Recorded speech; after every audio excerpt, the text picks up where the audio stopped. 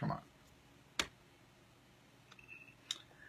If you remember back to College World Series time, we had on Phil Elson, who broadcast the Arkansas Razorbacks baseball games and women's basketball games. And he is an old friend of mine. So is my next guest, who I think he probably remembers this, actually may have, in a way, a very big influence on Tri-City sports now. I'm Marky Billson here on 1420 NBC Sports Radio Tri-Cities.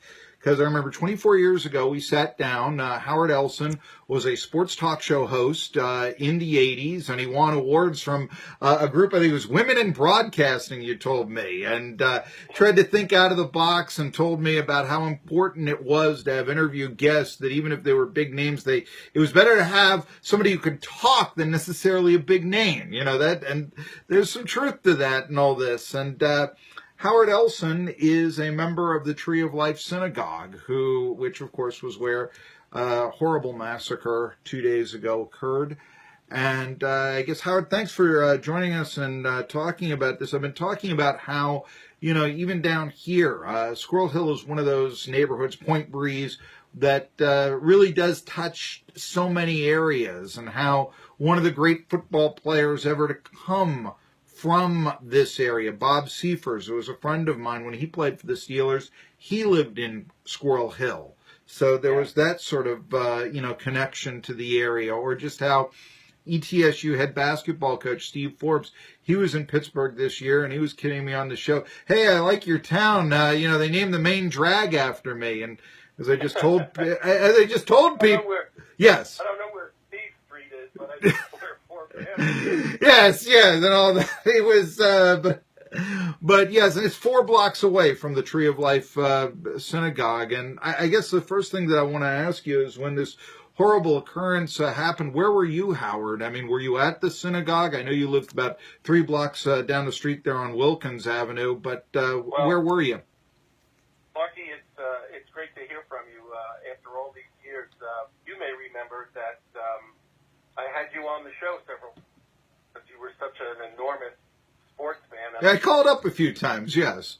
Yeah, I hope that I had some influence in that, and I hope that the people in the Tri-Cities area don't blame me for anything. They may. Unfortunately, it's the situation is not ideal for having reunions like this, but that's life, I guess. I was home. I lived 3 blocks from the synagogue. It's the synagogue where my children were bar and bat mitzvah. My son, as you said, is the voice of the Razorbacks for college, for women's basketball and for baseball. In fact, he was the voice of the Arkansas Razorbacks, and I was listening to him broadcasting the game against Oregon State, watching the game on television and texting with my son-in-law, married to Phil's sister, who happens to be the assistant athletic director at Oregon State. Oh, I didn't know that. I'm sitting watching the game and trying very hard not to root for anybody, because then I'd be rooting against somebody in my family. So that was an interesting occurrence also. To answer your question, I was home, and my wife, I was on the computer doing some paperwork. My wife yelled up, "Get on a news station. Something happened to Tree of Life." And that's when we found out that there was an active shooter at Tree of Life. And we were in the neighborhood on lockdown. We were to lock our doors and not let anybody in until they had apprehended the shooter and made sure that there were no accomplices. So for quite a number of hours, we were behind locked doors waiting for news of what was happening. And as we were watching and listening, the death toll was rising, and we were not being told who was being shot. It was devastating and very difficult, because we didn't find out until Sunday morning who the names were. And the speculation was, I'm sure, not only driving me crazy, but driving everybody crazy.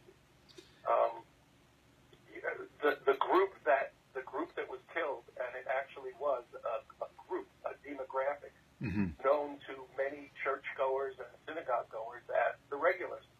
They're the people that are always in church or always in synagogue on Saturday morning or Sunday. They don't miss a service. And most of the time, they're older. And in this case, that's exactly who they were. One of the people who was killed was the mother of a fellow who I played basketball with for years at the Jewish Community Center. She was 97 years old. Yeah, Rose. Two of the other people that were killed were brothers who were special needs adults in their 50s who had genetic disorders that affected them cognitively. But they had great senses of humor. You could have conversations with them. They were always happy. They were the most gregarious, most friendly people you would ever want to meet. And yet, that's who was killed. It's the very definition of hatred, of anti-Semitism in particular, where you are targeted not for who you are, but for what you are. You couldn't pick more harmless, beautiful people than they, and yet they were the ones that were shot. People who couldn't cause you any harm in any sense. So it's been devastating for the community. But as you know, Squirrel Hill is an incredible place. It's very diverse. It has a large Jewish personality, but in fact, it's about 20 to 25% Jewish. Yeah. The population is very diverse between all ethnicities, all races, all religions. The joke is, and it's a Jewish joke, is you're in a Jewish neighborhood when you see a lot of Chinese restaurants. That is true now that you think about it, yes. Plenty of them on Forbes Avenue, yeah. In Squirrel Hill, you see a lot of Chinese and Asian restaurants because there are a lot of Chinese and Asian people. So the one thing you can be sure of is they're good places to eat because Chinese and Asian people eat there. And that's the neighborhood we've got. We take it for granted until something horrible like this happens because we just go about our business, not caring who it is who's walking down the street with us or who's behind the counter at the store or whose child I'm treating as a pediatric dentist. You don't think of it that way, but this is a community that, despite the fact that we will be going to 11 funerals this week, will be starting to heal. Yeah,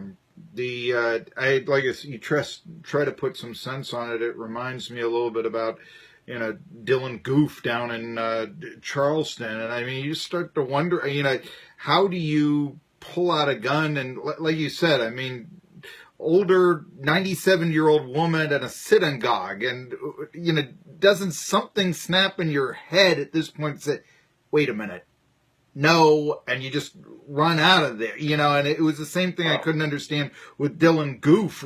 Here was this guy who was being befriended by the congregation of the church, and then an hour later opens up. The people who perpetrate this are too far gone in their hatred to even consider the things that you're talking about. And the unbelievable thing for me, and unfortunately for other people gone through this, is you can read all you want in the newspapers about tragedies that happen hundreds or thousands of miles away, and you can feel badly that it's happened, and you can feel badly for the people that it's happened to, but it's nothing compared to the feeling of unbelievability in addition to the tragedy when it happens 3 blocks from your house. Yeah. I knew somebody who was praying at a synagogue, a friend of mine, who I talked to yesterday, and it was what happened. And, I mean, all of a sudden they were in the middle of prayer, and a rabbi gets up and says, the basement, everybody in the basement. And they basically were praying and in great fear of a potential, nobody knew, a copycat and all this. I did want to ask what the situation was. Who is it that tells you lock down in that situation when you're 3 blocks away from the Tree of Life? Well, you're listening to the radio. Okay. You're watching television. I was on my computer doing office work, and I was also Googling different sites to get information they're the ones telling you, anyone in Squirrel Hill, anyone in Point Breeze, please be behind locked doors. We do not have the shooter yet, and we don't know if there are accomplices, and we'll let you know when it's safe. And that didn't happen. And, this shooting happened at a little before 10 o'clock in the morning. We didn't know the shooter was apprehended, I'm guessing about 11:30, but they still weren't sure whether there were accomplices that had made it out of the building. This is the kind of a building that grew in ways that add-ons were put onto the building where there were a lot of egresses, a lot of entrances and exits that aren't monitored, and so people could be running in and out and you don't know about it. So I until the middle of the afternoon that I wasn't clutching a baseball bat, waiting for somebody to knock on my door or knock the door in. And that's got to be terrible, because I know this neighborhood, and Saturday morning when I'm a little boy, I might be walking my neighbor's dog. My neighbor would ask me to walk their dog sometimes, okay, and all that. Now, can you imagine right there, I'm, a half mile away from home walking a dog, don't open the door, and there's a shooter, and I'm an 8-year-old boy.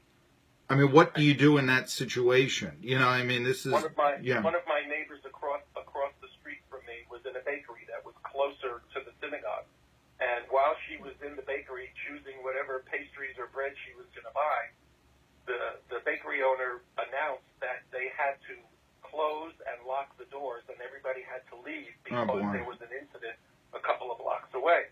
I have 15 seconds here, Howard, before I got to take a break and all this, but it's Howard Elson just sort of relating what it was like at the Tree of Life Synagogue. Read my story on Medium. You're going to find out this neighborhood is very close to even us here. Hey, Jamie, thanks for watching. Thanks for being on. I don't mean to cut you off like that.